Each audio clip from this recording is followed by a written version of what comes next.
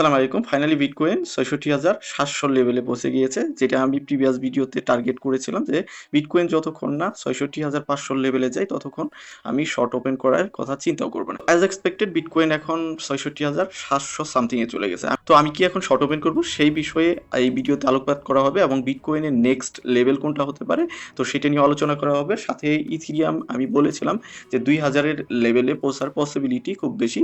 যদিও ইথেরিয়াম এখন ১৯৪০ এর দিকে আছে। তো ইথেরিয়ামের নেক্সট প্রাইস টার্গেট ২০০০ হবে কিনা সেটা নিয়েও কথা বলবো। সো ভিডিওটা ফুল কন্টিনিউ করেন আর চ্যানেলে নতুন হলে অবশ্যই চ্যানেলটি সাবস্ক্রাইব করে দিবেন।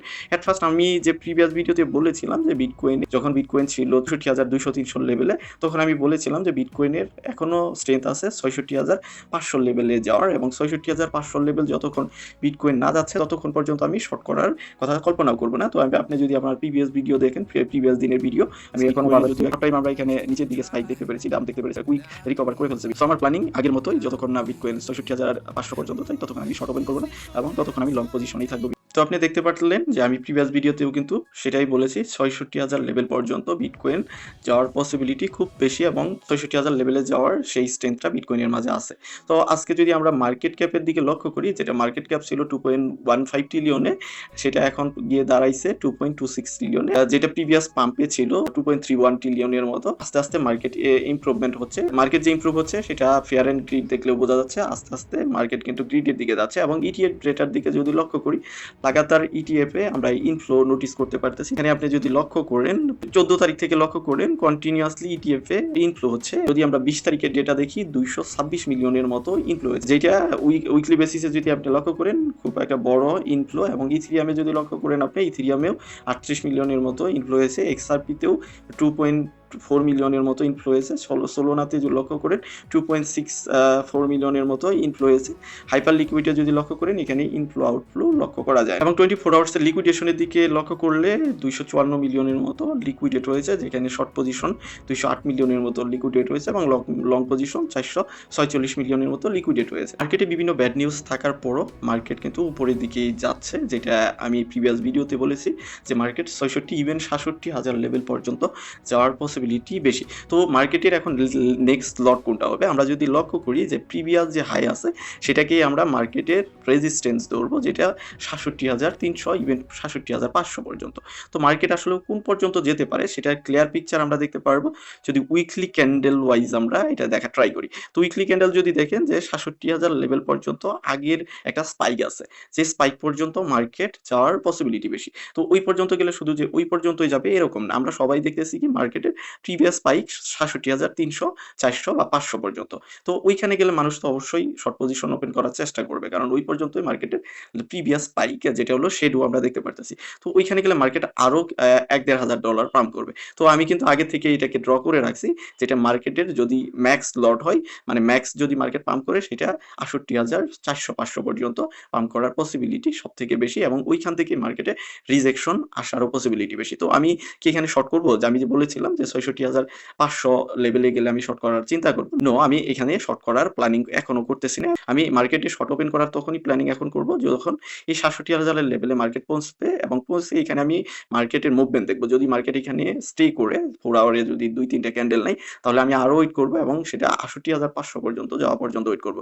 কারণ আমি ফোমো কখনোই শর্ট করবো না। যদি আমি শর্ট করি তাহলে হয়তো মার্কেট ৬৮,০০০ এবং ইভেন ৬৮,০০০ পর ৬৮,০০০ থেকে ৬৯,০০০ পর্যন্ত, ইভেন ৭০,০০০ পর্যন্ত যেতে পারে। তখন কিন্তু আমি একটা বিগ লসে পড়ে যাবো বা আমার লিকুইডেশন হিট করার পসিবিলিটি থাকবে। কিন্তু আমি যখন ৬৮,৫০০ টার্গেট নিব তখন যদি মার্কেট এখান থেকে ৬৯,০০০ পর্যন্ত যায় তাহলে আমি $৫০০ ওইখানে রিস্ক নিচ্ছি এবং আমি রিওয়ার্ড কত নিতে পারি। আমি যদি ওইটা টার্গেট নিই তাহলে আমি টার্গেট নিতে পারবো, যেটা আমি ৬৮,৫০০ তে ওপেন করবো সেটা ইজিলি আমি ৬৫,০০০ পর্যন্ত টার্গেট নিতে পারবো। সো আমি শর্ট ওপেন করার প্ল্যানিং করতেছি না, যে ইটিএফ এ বিগ মোটামুটি ইনফ্লো অ্যামাউন্ট আসতেছে এবং ইভেন আপনি দেখতে পারতেছেন আমার সামনেই কিন্তু মার্কেট ৬৭,০০০ ক্রস করে ফেলতেছে। সো আমরা এখনই শর্ট প্ল্যানিং এ যাচ্ছি না। আমার প্ল্যানিং থাকবে যতক্ষণ না মার্কেট ৬৭,৫০০ লেভেলে পৌঁছে বা ৪০০ লেভেলে পৌঁছে এবং ওইখানে আমি মুভমেন্ট দেখবো, যেটা আমি আমার টেলিগ্রামে আপনাদের আপডেট দিব। টেলিগ্রামে থাকলে আপনি আপডেট পেয়ে যাবেন। ওইখানে 4 আওয়ারের ২-৪টে মুভমেন্ট সো আমরা জাস্ট ওয়েট করবো। মার্কেট যতক্ষণ না ৬৮,০০০ এর লেভেল পৌঁছে ততক্ষণ আমরা শর্ট ওপেন করার কথা চিন্তাও করবো না। ইভেন আমরা মান্থলি ক্লোজিং এর লাস্টের দিকেও চলে আসতেছি এবং মান্থলি ক্লোজিং হওয়ার পসিবিলিটি বেশি, যেটা হলো ৭০ দিকেও হওয়ার পসিবিলিটি আছে। সো আমরা যদি এখনই শর্ট ওপেন করি তাহলে হয়তো বিগ লসে পড়ে যাবো এবং আমাদের লিকুইডেশন হিট হিট হতে পারে, কারণ যদি আপনি দেখেন মান্থলি ক্যান্ডেলের যে রেজিস্ট্যান্স সেটা 70+। সো মার্কেট ওই পর্যন্ত স্পাইক দেওয়ার পসিবিলিটি আছে এবং ক্লোজিং হতে পারে সেটা ৬৭,৫০০ সামথিং এও হতে পারে, যেহেতু 10 দিন টাইম আছে, এর মধ্যে অনেক কিছু হতে পারে। গোল্ড টেনশনও আছে, সো মার্কেট যে স্কাই রকেট হয়ে উপরের দিকে যাবে এরকম না।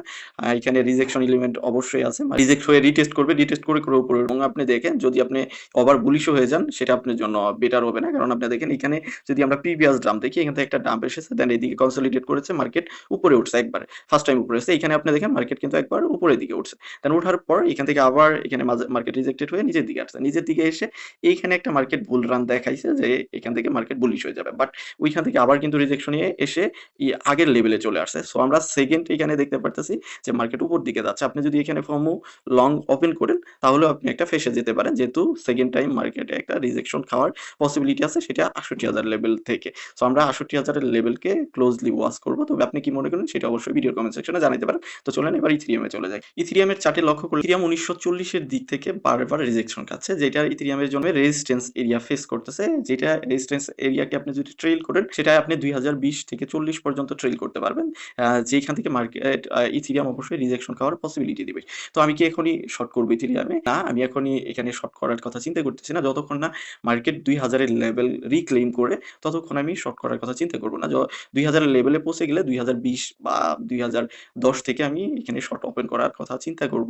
দেন ওইটাকে আমি ১৯০০ লেভেল পর্যন্ত টার্গেট দিব। তো আমি ইথেরিয়ামে এখনো বুলিশ আছি যে ইথেরিয়াম ২০০০ এর লেভেল পর্যন্ত পৌঁছাতে পারে। যেরকম আমরা দেখতে পারতেছি যে বিটকয়েনে মোটামুটি একটা পাম্প হচ্ছে, বাট কয়েন কিন্তু পাম্প করতেছে না। সেটার পিছনে কারণ হলো, যদি বিটকয়েনের ডমিনেন্স দেখেন তাহলে দেখেন ডমিনেন্স কিন্তু লাগাতার পাম্প করতেছে। আপনি যদি দেখেন, আমরা যদি 4 আওয়ারের ক্যান্ডেল বা 1 আওয়ার ক্যান্ডেল চলে যাই, তো দেখেন বিটকয়েনও পাম্প করতেছে, সাথে এখানে ডমিনেন্সও পাম্প হচ্ছে। যে ডমিনেন্স পাম্প করার জন্য অলস কয়েনে আমরা ওরকম একটা পাম্প দেখতে পারতেছি না। অলস কয়েন জাস্ট বিটকয়েন যখন নিচের দিকে চলে আসতেছে সাথে সাথেই ডাম্প করতেছে। ডমিনেন্সে যখন একটা পুল ব্যাক দেখতে পারবো তখন আমরা অলস কয়েনে একটা পাম্প দেখবো, যেখানে যেরকমটা বিটকয়েনে পাম্প আসছে ওইরকম পাম্প আমরা অলস কয়েনে দেখবো। অবশ্যই আপনি ডমিনেন্সকে ক্লোজলি ওয়াচ করবেন, যতক্ষণ না ডমিনেন্স নিচের দিকে যায় ততক্ষণ আমরা অলস কয়েনে পাম্প দেখতে পারবো না, মেজর অলস কয়েনগুলোতে পাম্প দেখতে পারবো না। তার জন্যই আমরা ইথেরিয়ামে পাম্প দেখতে পারতেছি না। তো ইথেরিয়ামের নেক্সট লট কি হতে পারে?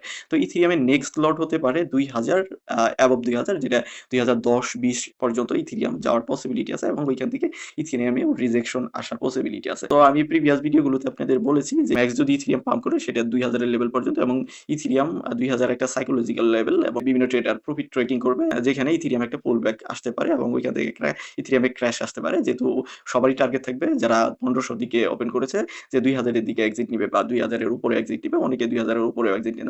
তবে তবে মোস্ট অফ দ্য ট্রেডারের টার্গেট থাকে একটা রাউন্ড ফিগার লেভেলে যে গিয়ে সেখানে থেকে এক্সিট নেওয়া। সো আমরা ২০০০ এর লেভেলটা রিজেকশন এরিয়া ধরবো, এবং আপনি উইকলি ক্যান্ডেল ওয়াইজও যদি দেখেন যে ইথেরিয়ামে ২০০০ এর লেভেলে আল্টিমেট ২০০০ না, সেটাকে আপনি ১৯৫০ থেকেই ধরতে পারেন যে উইকলি ক্যান্ডেল ওয়াইজ এখানে রেজিস্ট্যান্স এরিয়া আছে, যদিও আগের এখানে সাপোর্ট ছিল, যেটা এখন রেজিস্ট্যান্স হয়ে গেছে। এখান থেকে ইথেরিয়ামের একটা রিজেকশন খাওয়ার পসিবিলিটি আছে। তো আপনি কি মনে করেন সেটা অবশ্যই ভিডিওর কমেন্ট সেকশনে জানাবেন। ওভারঅল প্ল্যানিং এতটুকুই। আপকামিং আপডেট পাওয়ার জন্য আমাদের টেলিগ্রামে থাকতে পারেন। টেলিগ্রামের লিংক ভিডিও ডেসক্রিপশনে দেওয়া আছে, সেখান থেকে আপনি আপডেটগুলো পেয়ে যাবেন। আমি কখন লং করতেছি, শর্ট করতেছি, সব আপডেট আমি আমার টেলিগ্রামে আপনাদের দিয়ে দিব।